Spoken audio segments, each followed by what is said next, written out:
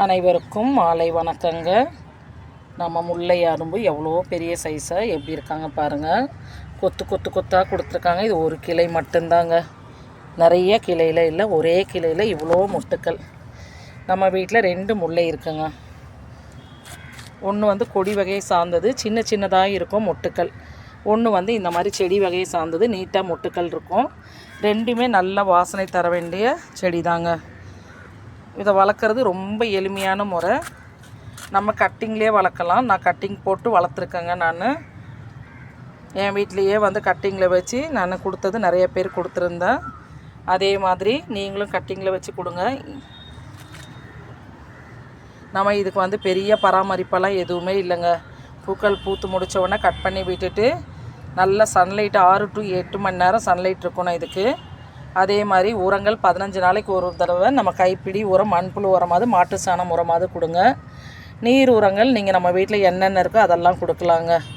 பூச்சி தாக்குதல் நான் இப்போது மஞ்சத்தூள் ஸ்ப்ரே பண்ணிகிட்ருக்கேன். நீங்களும் அதையே ட்ரை பண்ணுங்கள். இன்னும் ஒரு முல்லை செடி இருக்குது, அதையும் காட்டுறோம் வாங்க.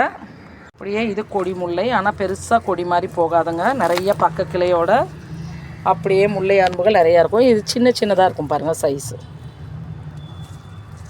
அப்படியே கொத்து கொத்தாக வரும், ஆனால் சைஸ் சின்னதாக இருக்கும். இதுக்கு சீசன்லாம் இல்லைங்க. என் வீட்டில் இடையில கொஞ்சம் தடுமாறுவாங்க எப்போவாது ஒரு நேரம். ஆனால் எல்லா மாதங்களையுமே பூக்கள் கொடுத்து தான் இருந்தாங்க. அப்படியே வாங்க. நித்திய மல்லி, சந்தன மல்லின்னு சொல்கிறவங்களும் ரெடி ஆகிட்டுருக்காங்க பாருங்கள், கொத்து கொத்தா. இவங்க எல்லாருக்கும் ஒரே பராமரிப்பு தாங்க. நம்ம கட்டிங் மூலியமாகவே இந்த செடிகள்லாம் வளர்க்கலாம். நீங்களும் கட்டிங் மூலியமாகவே வளர்க்க ஆரம்பிக்கலாம். கட்டிங் கொடுத்து வந்த செடி இது. அதுலேயும் மொட்டுக்கள் பூக்கள் வச்சாச்சு. தாய் செடி இது நம்ம கட்டிங்கில் எடுத்து வச்ச குழந்தை செடிங்க இது. ஆனால் இதுவும் இப்போ நல்ல பெரிய சைஸாக வந்துட்டாங்க. மொட்டுக்கள்லாம் வைக்க ஆரம்பிச்சிட்டாங்க. இந்த மாதிரி கட்டிங்ஸ்லேயே நம்ம நிறைய செடிகள் உருவாக்கலாங்க. அப்படியே பூவை பறிச்சிட்டு போயிடலாம். நம்ம பூக்கள் பாருங்கள் எவ்வளோ பூக்கள் இன்னைக்கு கொடுத்துருக்காங்கன்னு. நான் ஃபுல்லாக பறிச்சுட்டு மொத்தம் நம்ம எவ்வளோ பூக்கள் வந்திருக்குன்னு பார்க்கலாங்க.